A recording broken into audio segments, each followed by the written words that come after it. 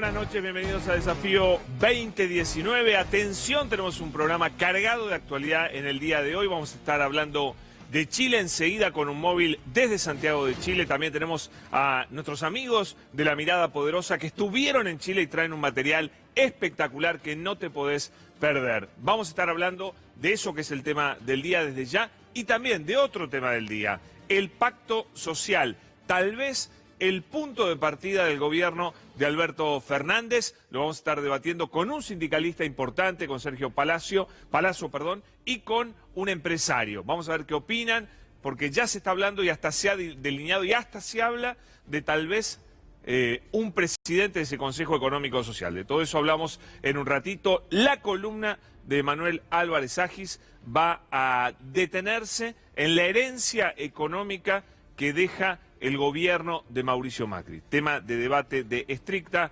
actualidad. Así que todo eso ahora mismo y empezamos porque si no, no vamos a tener tiempo. Ya estamos hablando, ya estoy hablando con José Nathanson de lo que está pasando en Chile. Hoy otro día de protesta y ya son 3 semanas.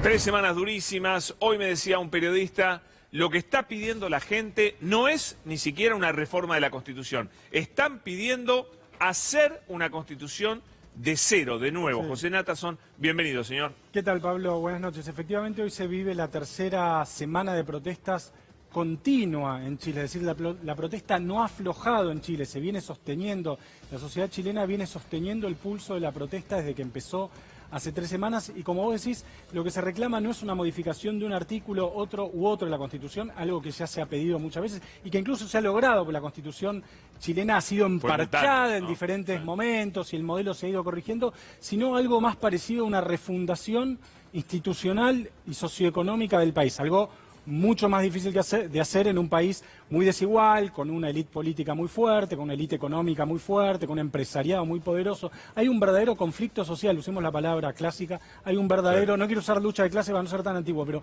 un verdadero conflicto social en Chile y eso es lo que estamos viendo en estos momentos. Ahora, José, la Constitución, ¿es un tema de valor simbólico que tiene porque es la Constitución de Pinochet o realmente un cambio profundo en la Constitución permitiría que se desaten un montón de problemas? No, es que hay fuertes. Muchas de las cosas, la sociedad chilena está pidiendo un cambio hace mucho tiempo. Este proceso no es, estas marchas no son las primeras que ocurren. Claro. Hubieron marchas por el sistema de FP, que es la jubilación privada, por la educación pública, las marchas de los pingüinos, ¿te acordás? Durante el primer gobierno de Bachelet. Es decir, hubo una serie de manifestaciones. La sociedad chilena viene reclamando un cambio desde hace un tiempo largo. Hasta por el tema de transporte hubo lío. Por el tema de transporte, por el Transantiago, que es el sistema de transporte público que conecta Santiago en tiempos del primer gobierno de Bachelet, un sistema había armado Ricardo Lagos en su momento.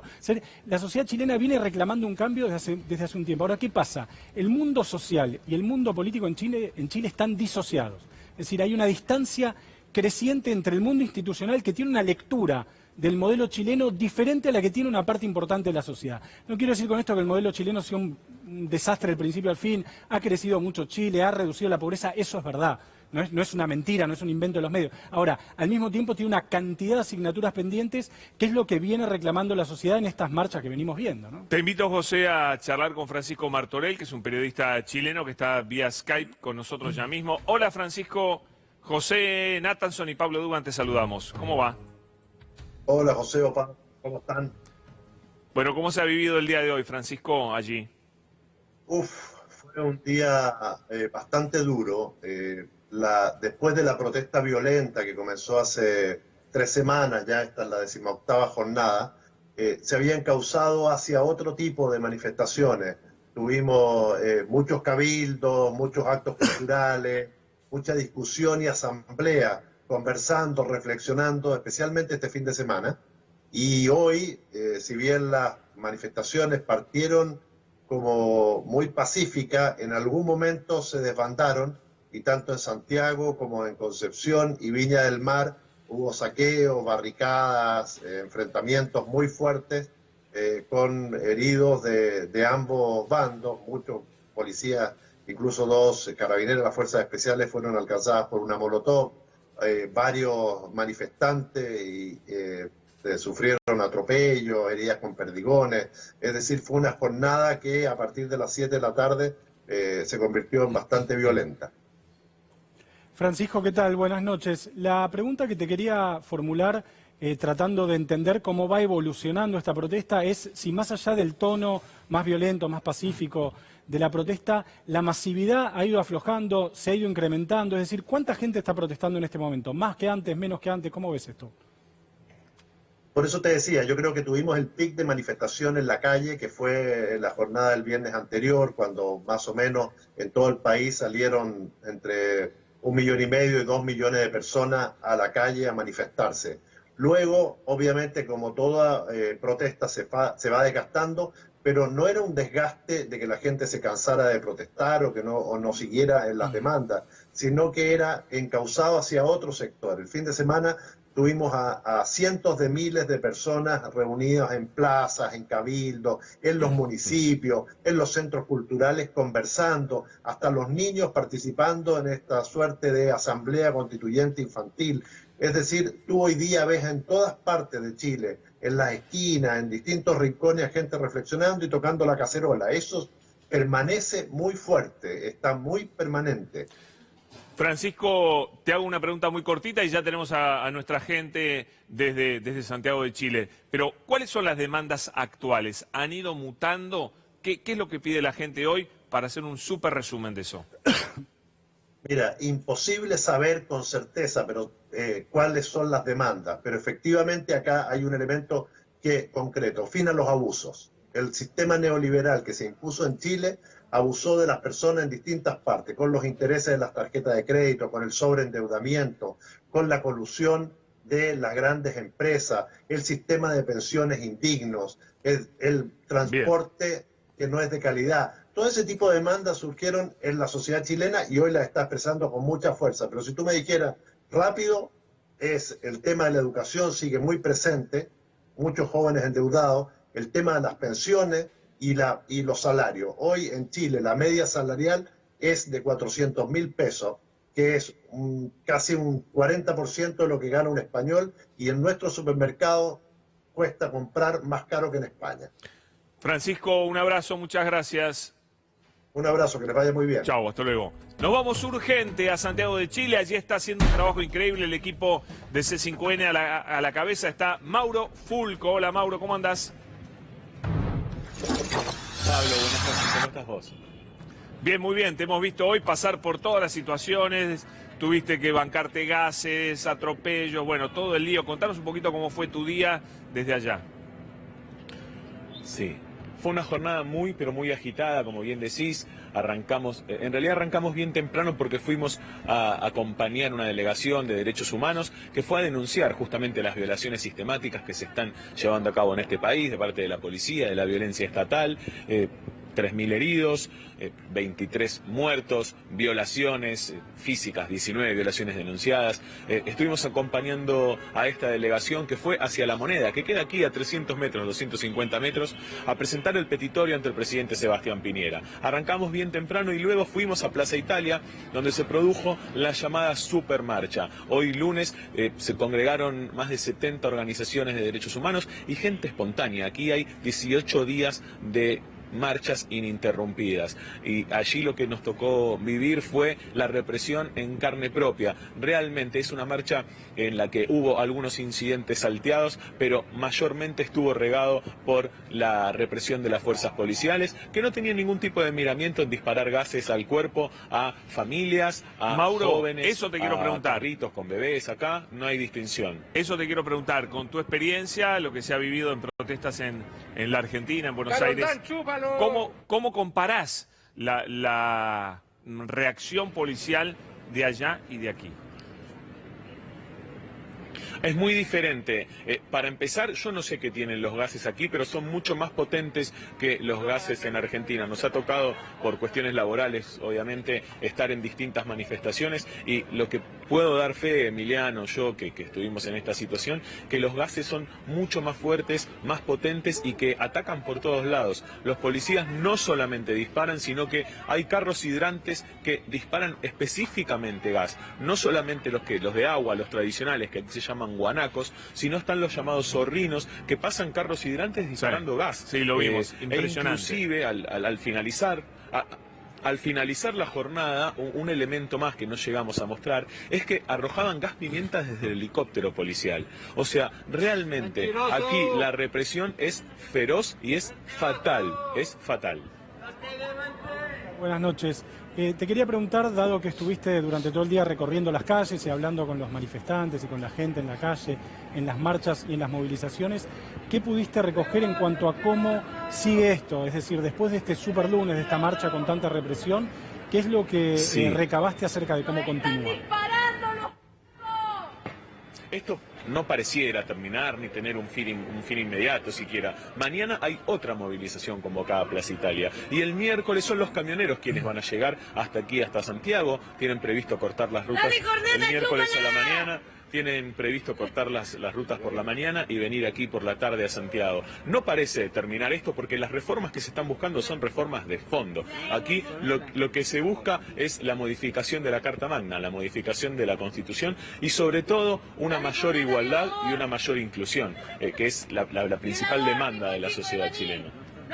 Mauro, gran trabajo desde Santiago de Chile. Te esperamos en estos días y te vemos, por supuesto, mañana desde temprano. Muchas gracias. Gracias, muchas gracias. Bueno, ya volveremos sobre Chile cuando hablemos con La Mirada Poderosa, que estuvo ahí, trae un material increíble. Gracias, José, ya vuelvo contigo. Gracias, Pablo. El punto de arranque del gobierno de Alberto Fernández, la conformación de un Consejo Económico Social y un pacto, lo charlamos ya mismo.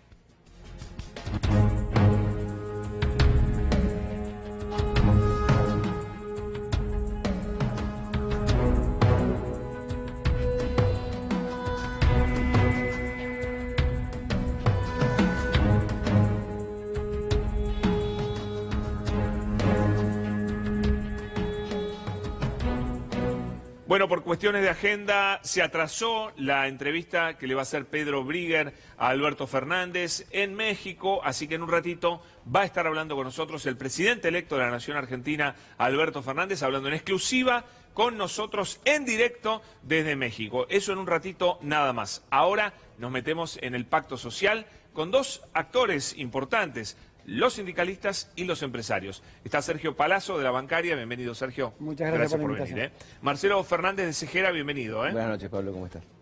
¿Alguna idea, Sergio, de cómo va a ser este acuerdo? Yo creo que lo primero es celebrar las expresiones de voluntad de querer arribar a un acuerdo social. Sin duda, antes de ese acuerdo social me parece que hay que resolver algunos problemas, entre ellos muchos argentinos han perdido la comida y hay que restituirle la comida a los argentinos que la perdieron.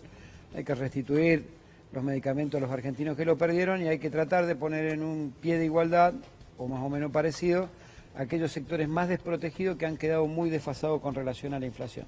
Después de eso, creo que con esa tranquilidad se puede empezar a discutir las bases de un acuerdo social. ¿Qué puede aportar el sindicalismo? La mirada integral de un país. Creo que un acuerdo social no debe limitarse a precios y salarios porque sería un error, sería una especie de ganar tiempo hasta que algún viento económico oriente la economía. Les van a pedir que no pidan aumento durante ese tiempo, me imagino, ¿no? Es medio básico.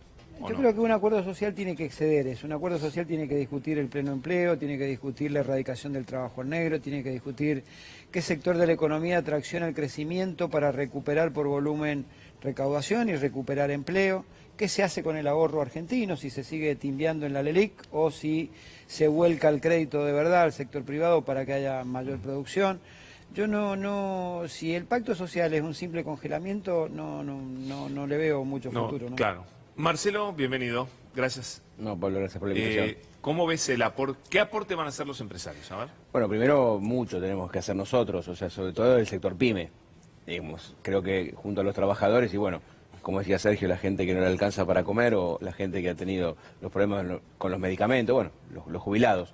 Creo que nosotros la producción del trabajo debe ser básica en la discusión de la próxima agenda, porque fíjate que estos 4 años lo único que hablamos era de temas económicos y financieros. Yo creo que cualquier chico de colegio te habla de LELIC y LEVAC, pero no sabe de qué se fabrica en su región. por Sí. ejemplo, cualquier localidad del conurbano. Entonces digo, me parece que volvemos a la cultura de la producción y el trabajo, que es lo que nos va a sacar adelante. Y para esto tenemos que trabajar junto con los trabajadores, con el movimiento obrero. Para Cejera no es una novedad, nosotros nos gusta mucho hablar porque sabemos que estamos en el mismo barco hoy. Hoy estamos con la misma problemática. Después de la discusión de paritaria somos un solo sector, el que Pero produce y trabaja. ¿pensás lo mismo que Sergio, que no hay que aportar solamente ustedes, en tu caso, congelamiento de precios? No, sino no, que no, no, nosotros hay tenemos que buscar pensar algo más? en política de Estado.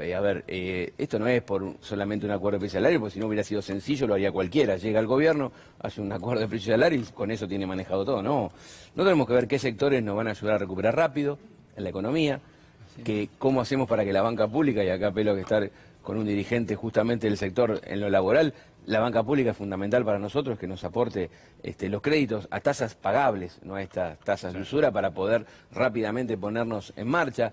El control de las importaciones, no que sean suplemento de la producción local, sino que sean complemento. Nadie dice cerrar las fronteras, por favor, que se entienda claro, sino que decimos que las importaciones vengan a complementar la producción nacional. En estos años fueron suplementarias. Entonces digo, esto es lo que tenemos que discutir, pues si vamos a hablar de precio y salario, esto lo van a hacer los formadores de precios y algún sector del laboral. Sabemos que no todos van a aceptar esto, Pablo.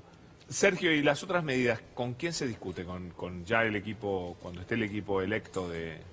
Sí, en principio hay que esperar que designe el gabinete el presidente y a partir de ahí... ¿Son importantes los nombres? El ministro de Economía, tal vez si hay un por consejo, supuesto. como se ha dicho.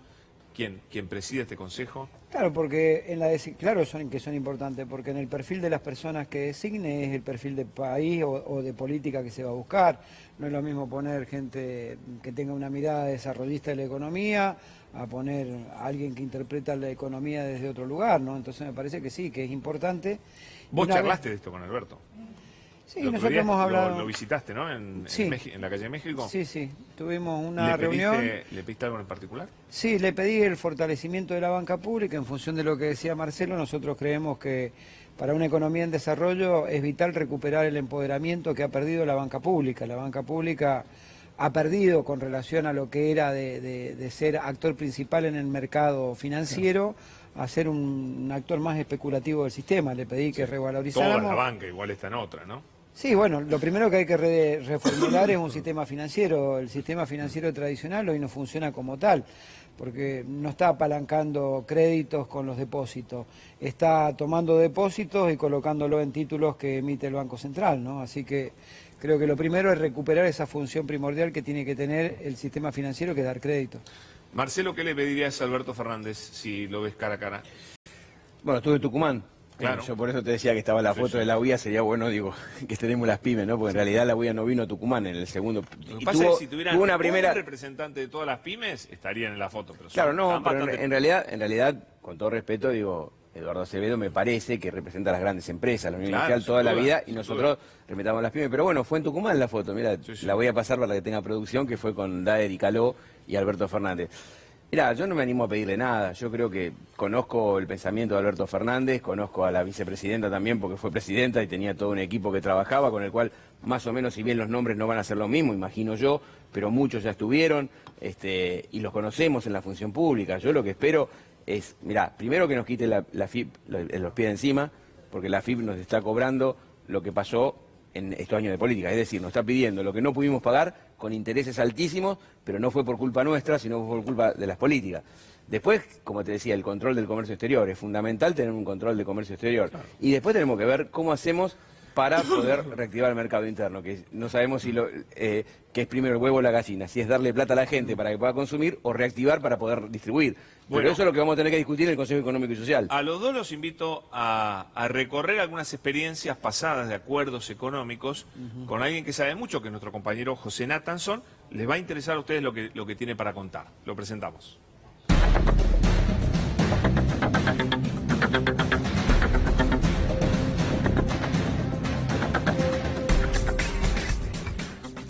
El pacto de la Moncloa, Pablo, probablemente sea el antecedente más citado a la hora de hablar de acuerdos sociales. El pacto de la Moncloa, estamos viendo Vamos a ver algunas imágenes históricas. Ahí lo tenés, es un acuerdo que firmaron en 1977, después de la muerte de Franco en España, las principales fuerzas con representación parlamentaria. Ahí lo tenés a un Felipe González muy joven, anda por ahí también Santiago Carrillo, el pelado de Anteojos Santiago Carrillo, que era nada menos que el secretario general del Partido Comunista Español en ese momento, un partido que había sido ilegalizado por la dictadura franquista y que se sumó a los acuerdos. Mirá qué joven que estaba Felipe González, y que le permitió efectivamente a España crecer económicamente, integrarse a Europa, democratizarse, firmar una nueva constitución. Fue muy exitoso y por eso se lo menciona tanto. La pregunta es si el Pacto de la Moncloa puede funcionar como una experiencia a la cual Argentina puede copiar de manera literal, o es simplemente como un antecedente. Y ahí me parece que vale la pena puntualizar un par de cuestiones. Lo primero que me parece que se puede decir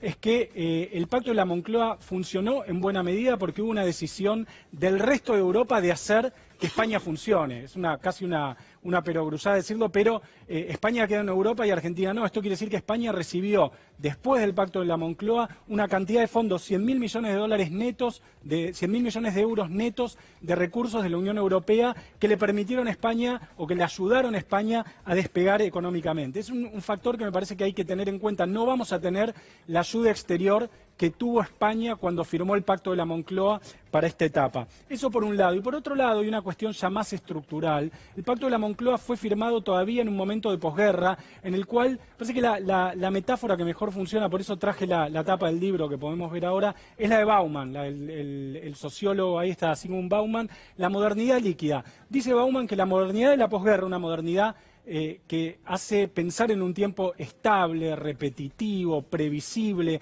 con instituciones que son capaces de gobernar las costumbres sociales, que eso está en crisis. Y que la modernidad hoy adquiere la principal característica de los líquidos. ¿Cuál es la principal característica de los líquidos? La fluidez. El líquido se distingue del sólido básicamente en que fluye. Bueno, estamos en una época de modernidad líquida. La pregunta entonces, me parece, es, más allá del antecedente de la Moncloa, ¿cómo puede uno firmar un pacto social en un momento de modernidad líquida, en el cual las instituciones no alcanzan a gobernar las costumbres sociales y el movimiento de la sociedad? Esa me parece que es, Pablo, la principal pregunta, y es lo que uno tiene que preguntarse cuando piensa en un pacto social como el que quiere firmar el presidente Alberto Fernández una vez que asuma el poder. José, interesantísimo. Venite a la mesa porque ya nos vamos a México. Allí está Pedro Brigger con el presidente electo de los argentinos, con Alberto Fernández. Hola Pedro, ¿cómo va? Buenas noches a todos y todas, por supuesto. Mucha expectativa por ver al presidente Alberto Fernández, y desde ya estaba en múltiples reuniones, como yo les decía antes. Por lo tanto, le vamos a hacer la primera pregunta ya directamente. En primer lugar, muchas gracias, Alberto Fernández, por estar con nosotros. No, al contrario, un gusto. Muchas gracias a ustedes. Bueno, la primera pregunta tiene que ver con esa reunión que ustedes tuvieron a solas, los dos presidentes, y que seguramente hay mucha expectativa por saber de qué hablaron. Hablamos de todo, pues la verdad que fue una reunión que terminó extendiéndose por casi 4 horas. Primero hablando de la situación de Argentina, de México, de América Latina, y después hablando un poco de qué cosas podemos hacer juntos. Argentina y México es difícil de entender, pero perdieron mucho vínculo comercial y perdieron una relación que en otro tiempo supo ser mejor. Y a nosotros nos interesa mucho porque México es un mercado muy, pero muy importante, y nos parece que debemos revivirlo como tal. Y tenemos la oportunidad de hacer cosas con México. El presidente, cuando habló conmigo por teléfono después de la elección, me había advertido que ya le había dado instrucciones a su canciller y a su responsable en economía de buscar a ver qué tipo de acuerdo podemos hacer para profundizar el vínculo económico.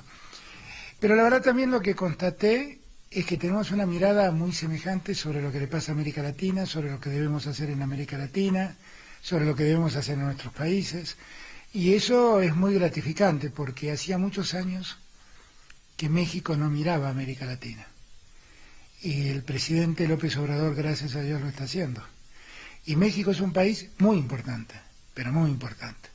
Y entonces, saber que uno puede contar con alguien como López Obrador para ir ayudando a que América Latina se ordene, vuelva a unificarse, vuelva a trabajar en conjunto frente al mundo, me parece que es muy, muy importante. Se habló mucho de inversiones y de hecho usted viene de una reunión muy importante, entonces también todo el mundo quiere saber, bueno, ¿qué fue exactamente esa reunión? ¿Con quién? ¿Con quiénes? ¿De qué hablaron? No, la reunión de recién fue con Slim. Slim tiene inversiones en Argentina en materia de telecomunicaciones. Él me planteó la vocación de seguir invirtiendo, de poder mejorar el servicio, de poder ampliar el servicio. Yo creo que en ese terreno todo lo que sea apertura y competencia es bueno. Todo lo que signifique mayor oferta en materia de transmisión de imágenes, de telefonía, todo lo que sea ampliar la oferta es muy bueno. Eso está un poco concentrado hoy en día. Y entonces lo escuché con mucha atención, me habló también de su vocación de analizar inversiones en otras cosas. Slim ha sido en Argentina un jugador real, ¿no? Alguien que efectivamente invirtió, mejoró su tecnología, mejoró la competencia, así que fue una buena charla también. Durante una hora estuvimos hablando, cambiando opiniones, tiene mucha información de Argentina, eso también es muy tranquilizador. Pablo, yo sé que ustedes también quieren preguntar, así que vamos a pasarle el auricular para que pueda contestar alguna pregunta de ustedes desde el estudio de C5N con Alberto Fernández, presidente electo de la Argentina, que les digo, mucha expectativa en México para escuchar la voz del presidente electo. Claro que sí, Pedro, muchas gracias. Y sí, hubo mucha expectativa también hoy en la conferencia de prensa. ¿Qué tal, Alberto? Pablo Dugan saluda. Mucho gusto. Hola, Pablo, ¿cómo estás? ¿Bien? Bien, encantado. Igualmente. Alberto, hubo una pregunta que tuvo mucha repercusión, una respuesta tuya que tuvo mucha repercusión aquí sobre el tema del cepo, sobre esa idea de que de un día para otro no cambia la Argentina el 10 de diciembre. Me gustaría que volvieras a referirte a ese tema. No, brevemente. El 10 de diciembre la Argentina va a seguir siendo el mismo país desastroso que dejó Macri. Digo, es una Argentina casi sin reservas. Y después de haber visto salir decenas de miles de millones de dólares y que Macri, sin intervención del gobierno de Macri, en los últimos días fijaron una norma para impedir ese drenaje de dólares que hicieron que las reservas hoy hayan languidecido del modo que ocurrió.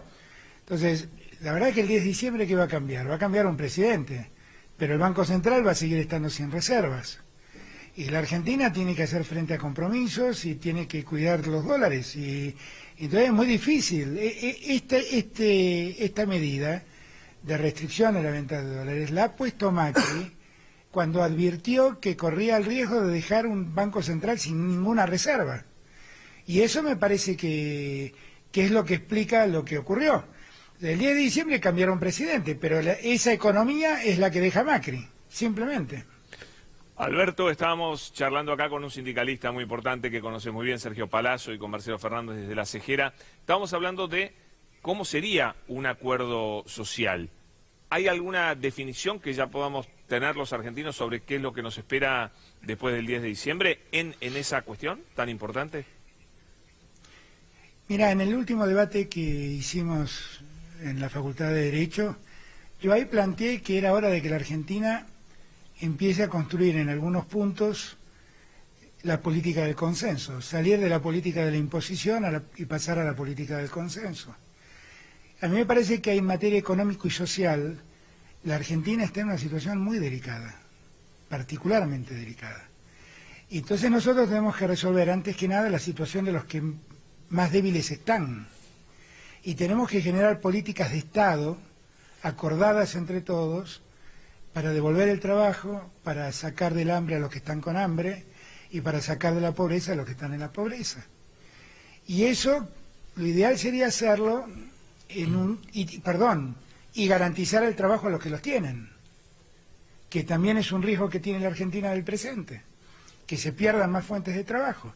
Entonces, eso creo que hay que hacerlo, no a partir de un acuerdo coyuntural, sino, me parece que nosotros tenemos que establecer una institucionalidad para que estos acuerdos ocurran, una institucionalidad que dé marco a estos acuerdos y que no sea algo coyuntural que dure 2 o 3 meses para ver cómo pasamos los primeros 100 días, sino ver cómo nosotros empezamos a generar políticas entre todos que ayuden a construir un escenario mejor y saquen, vuelvo a repetir, del pozo a los que están en el pozo. Esa es nuestra prioridad. Con Sergio Palazzo lo hemos hablado muchas veces. Y ahí hace falta que todos respondan, porque ¿qué le pasa a la Argentina? La Argentina tiene pocos recursos y tiene necesidades muy importantes que cubrir. Entonces tenemos que ver qué vamos priorizando, y eso debemos hacerlo entre todos, entre los que trabajan, entre los que emplean y el Estado. Y entre todos ponernos de acuerdo en ver cómo organizamos una política para dar respuesta a estas cosas. Alberto, buenas noches, soy José Natanson. Avanzando con la pregunta que te formuló, ¿qué tal? Buenas noches, que te formuló Pablo recién.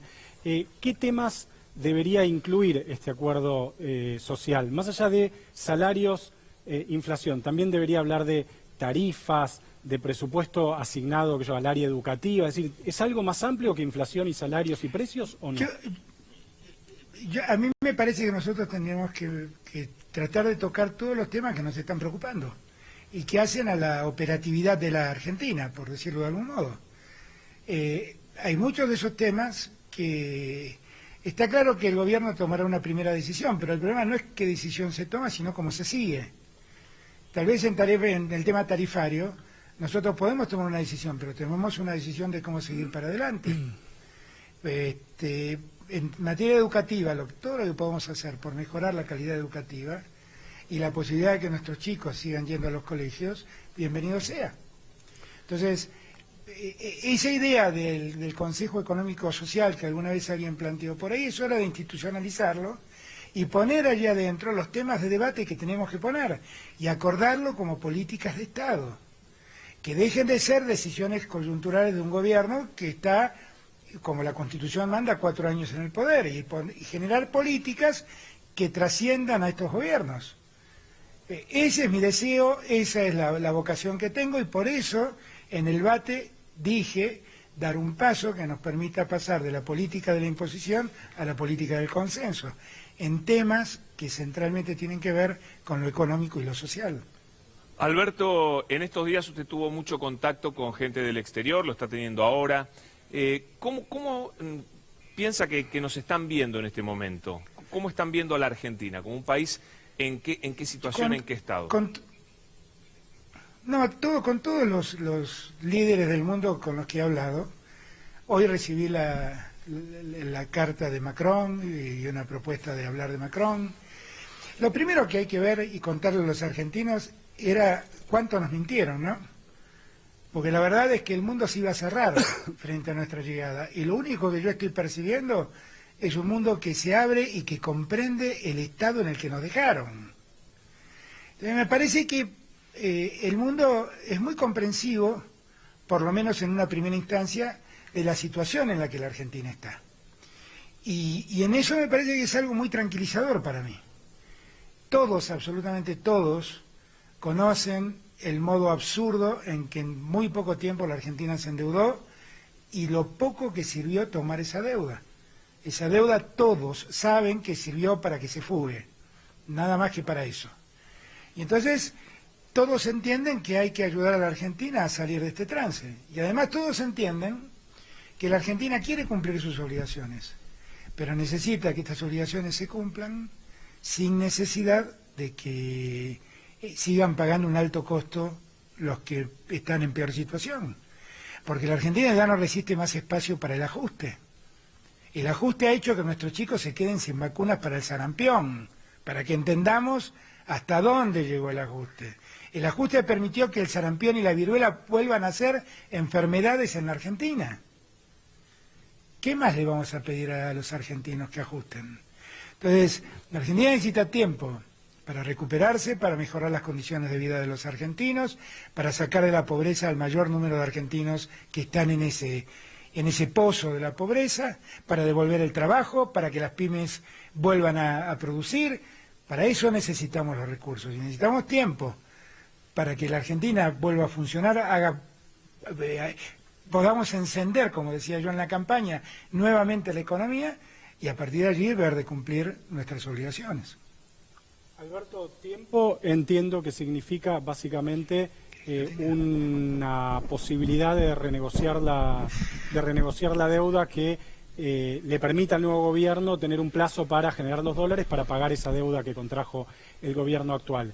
¿Cuál sería su escenario ideal de negociación de la deuda? Uno podría decir, bueno, lo máximo que se pueda sacar. ¿Cuál sería un escenario ideal y al mismo tiempo razonable? ¿Se puede pensar eso? No, lo ideal es que el mundo entienda que necesitamos tiempo para volver a ponernos de pie y a partir de ello empezar a cumplir nuestras obligaciones. Y que esto no suponga que en la espera nuestra deuda crezca más. La verdad es que es muy difícil de explicárselo a los argentinos, pero ha sido absurdo la cantidad de deuda que han tomado y el tiempo que se han impuesto para devolverlo. Se pidieron mucho dinero a devolver en muy poco tiempo, en una Argentina recesiva como la que han dejado. Entonces, es muy difícil prever cuál puede ser la respuesta de los mercados. Yo lo que siento es que en principio pareciera haber buena disposición. Y bueno, hay que trabajar, hay que trabajar. Y hay que trabajar a conciencia, porque como yo siempre digo, lo que nosotros queremos es cumplir nuestras obligaciones, lo que no queremos es tirar la pelota para adelante. En verdad nuestro objetivo no es sacarnos el problema de encima y el que lo tenga el que nos sigue. El problema es resolver el problema. Y para resolver el problema de la deuda, lo que nosotros necesitamos es crecer, producir, exportar y mediante las exportaciones que entren los dólares. Porque la Argentina no tiene más forma, no conoce otra forma de que ingresen dólares que no sea exportando sus productos. Así que sí, yo creo que hay que ser menos ansioso en este punto, entender la gravedad del problema. Lo que han hecho en el gobierno de Macri. Yo hoy leía que estaban escribiendo un informe de su versión. Yo la verdad les pido, por favor, que aunque queden 10 minutos de gobierno, claro, que aunque queden 10 minutos de gobierno, aunque sean los 10 últimos minutos, paren con la mentira. Sí. Porque hay que decirle a la gente que este problema hace 4 años ni existía y hace 2 años atrás nadie pensaba que la Argentina iba a tener la crisis de deuda que hoy tiene. Y la crisis de deuda que hoy tiene es producto de la gran inoperancia del gobierno de tomar deuda a corto plazo, cantidad de deuda sideral a devolver en muy corto plazo. Resolver esto es un tema a resolver. Yo estoy dispuesto a asumirlo, a resolverlo sin que esto signifique más daño para la gente.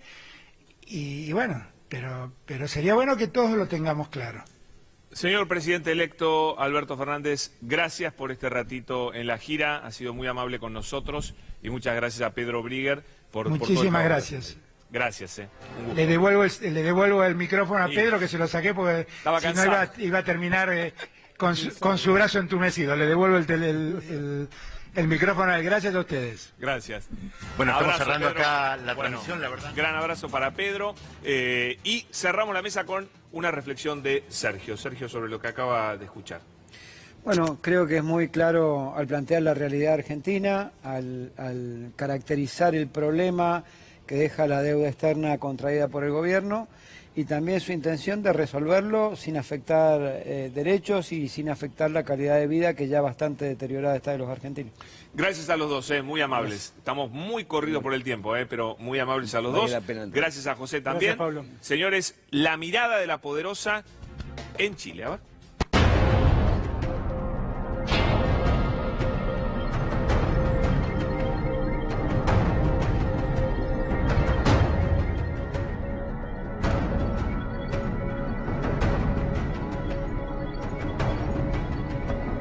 La mirada poderosa estuvo en Chile, está todavía, nos trajo un material increíble. Joana Ibarreola, bienvenida, ¿cómo estás? Buenas noches, Pablo. Bueno, como empezó el programa, la realidad es que la coyuntura de Chile es bastante complicada y no podemos dejar de hablar de la situación y la coyuntura que se está viviendo allí.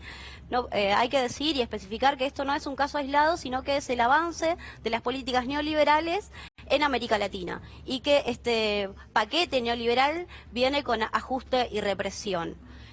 Por eso tuvimos la necesidad de viajar a Chile, viajaron 3 compañeras para poder visibilizar y romper con ese cerco mediático y pudieron recaudar bastante material y creemos que era importante poder visibilizar la voz ¿no? De los que luchan y de las que luchan. Escuchémoslos. Dale, vamos a ver la primera.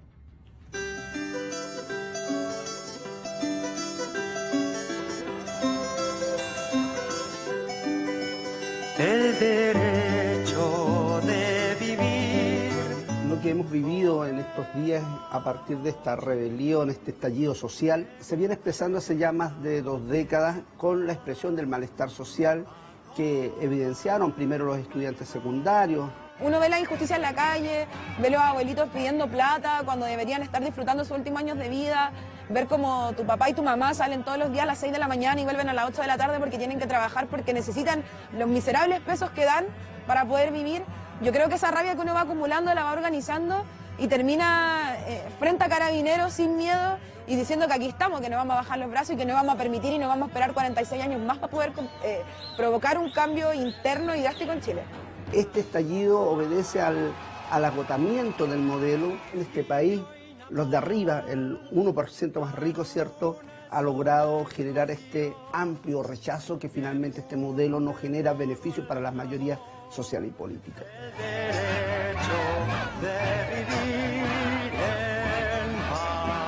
Aquí estamos en una zona que se llama, o lo denominan los expertos como la zona de interfaz. Todavía no llegan los servicios básicos, no tenemos luz, no tenemos agua. Eso nos trae un montón de problemas. Estamos en una periferia, hay poca movilización, si bien es cierto, aquí tenemos un poco de suerte. En muchos campamentos los accesos son muy difíciles. Las carencias que se viven en un campamento son tremendas. O sea, si Chile entero está gritando en estos momentos que estamos empobrecidos, imagínate lo que ocurre aquí. Este país que es como el más neoliberal del mundo, donde está todo privatizado, donde la vida es tan difícil, somos el país número 15 más desigual del mundo, el segundo en toda América Latina, la concentración de la riqueza de las más altas también del mundo, el poder además concentrado en muy pocas manos, en muy pocas familias. Nosotros tenemos la tasa más alta de depresión del mundo, tenemos las tasas de suicidio adolescente y suicidio de los adultos mayores más altas del mundo. O sea, esto nos está marcando que esta no es una sociedad sana, no es una sociedad que estaba bien o feliz, algo estaba pasando desde hace harto tiempo ya. Y esta dimensión nos golpea a todos, ¿cierto? Y son los estudiantes secundarios nuevamente que activan un dispositivo que no era pensado por nadie. El día viernes 13 de octubre, el Ministerio de Transporte da la información de que se va a aumentar en la tarifa, tanto en los buses como en el metro de Santiago. El pasaje vale casi lo mismo que vale 1 kilo de pan en Chile. Entonces, los estudiantes secundarios se organizaron de manera autónoma y decidieron ir a evadir el metro como protesta, en señal de protesta, que nosotros decimos evadir, no pagar, otra forma de luchar. Empezó a haber una ola de represión por parte de las policías estatales, lo cual hizo que la ciudadanía se pusiera del lado de los estudiantes y apoyaran esta manifestación.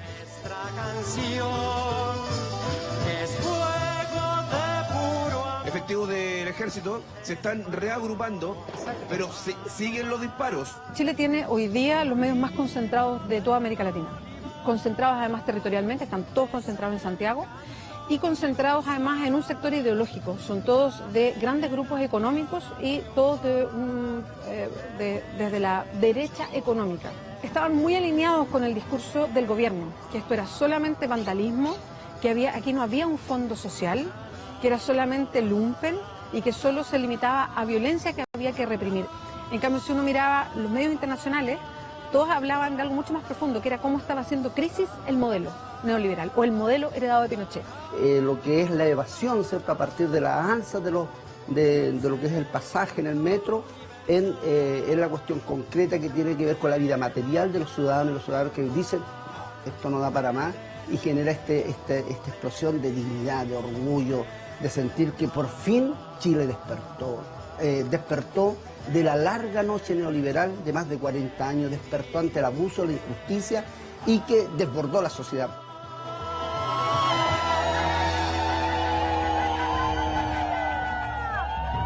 Gran informe de la Mirada Poderosa, felicitaciones, espectacular. Vamos con más información. Tenemos placas, bueno, acá no, el costo de vida que es altísimo en Chile y los recortes de los aportes sociales, nada, hay que decir que estalló el pueblo chileno, porque ya vivir dignamente cuesta la vida. Sí, sí. Bueno, después de varios días de lucha y resistencia, Sebastián Piñera decidió el 19 de octubre decretar el estado de queda, el toque de queda, perdón, y sacó aproximadamente 10.000 efectivos a la calle. O sea, la respuesta del gobierno de Piñera fue represión para el pueblo. Y tiró más nafta al fuego porque la gente Tal cual. reaccionó también. Una de las principales reclamos, bueno, es la reforma constitucional. Y bueno, tenemos algo con respecto a la economía. El pueblo chileno es el segundo país con mayor desigualdad de la región y que el 30% del PBI chileno está concentrado en las manos del 1%, ¿no?, de la población. O sea Totalmente. Joana, tenemos que ver el segundo tramo del informe espectacular que hizo La Mirada Poderosa en Chile. A ver.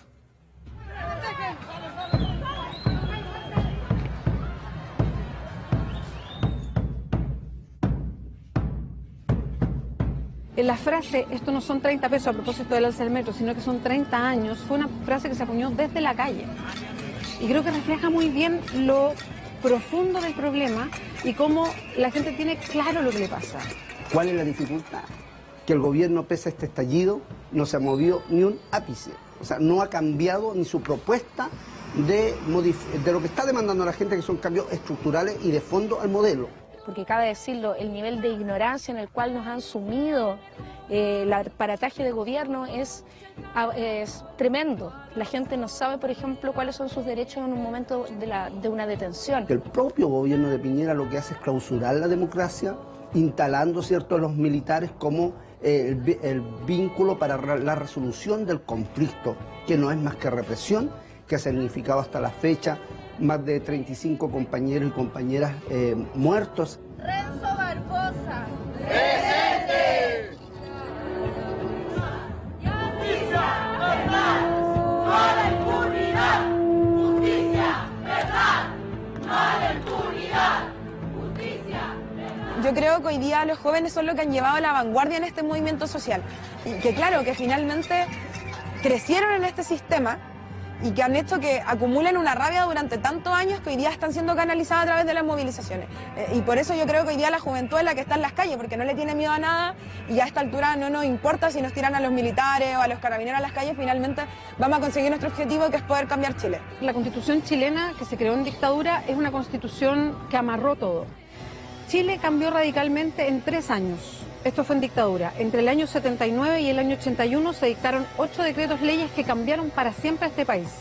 Se privatizó la salud, se privatizaron las pensiones, se privatizó la educación, se dictó la ley forestal, que le dio manga ancha a las forestales en todo el sur del país, se dictó la ley minera, que le dio manga ancha a todas las mineras en el norte del país, se dictó el Código de Aguas, que privatizó todo el agua en Chile. Se creó la ley laboral, que es la que quitó todos los derechos de negociación para los trabajadores, y se dictó la Constitución, que amarró todo esto a un paquete que es casi incambiable, aunque haya Congreso, porque se necesitan quórums muy altos.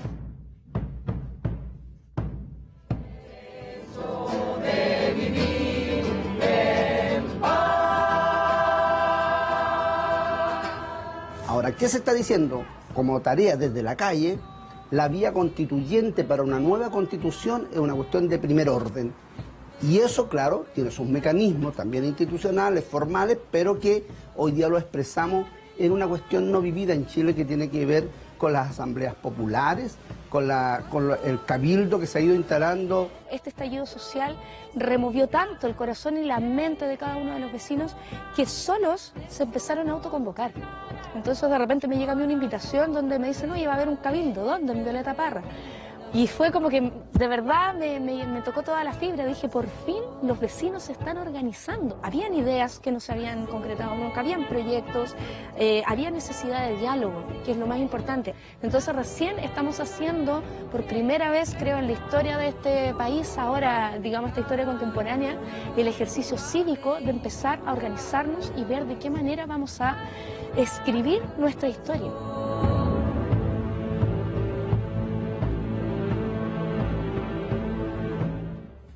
Joana, gran informe de La Mirada Poderosa. Se quedan en Chile y nos traen más material, ¿no? Claramente. ¿Me prometés? Claramente sí. Bueno, en breve más material, ¿eh? Hay que decir que, bueno, nada, podemos visualizar y ver que Chile no está en guerra, Chile despertó. Totalmente. Gracias, Joana. Gracias Muy a vos. buen informe. Señores, cuando regresemos terminamos con la columna del señor José Nathanson y ya nos despedimos.